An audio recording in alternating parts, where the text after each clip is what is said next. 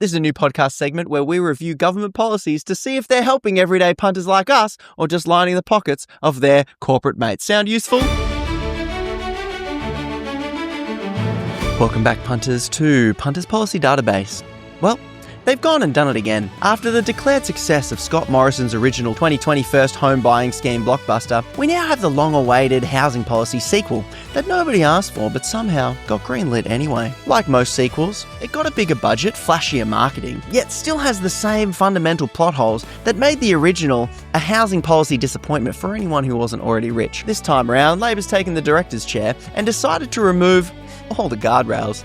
No income caps, no limits on the number of people who can use this scheme. Congratulations, your financial stress now has no income criteria. Let's talk about the good. A 5% deposit gets first home buyers close to buying their first home in just a little bit sooner. No income caps and raised house price caps mean more eligible homes can be chosen from. First home buyers will get to avoid costly mortgage lenders insurance with the government guaranteeing 15% of the loan. And so now even more people get the opportunity to bid up the price of the home that they want to buy before essentially losing the bid to a government subsidised property investor with better tax breaks. Let's cover the bad. A smaller deposit means bigger loans and more interest will be paid to the banks over time, ultimately making a bad situation even worse if house prices were to ever dip. This policy is sure to continue Australia's Hunger Games for housing, where the odds are never in your favour, but at least everyone gets to starve together. So what's the verdict? Overall, if you're CommBank, a property developer, or part of the 1% who own 25% of all Australia's investment properties, I'd give this an 8.5 out of 10.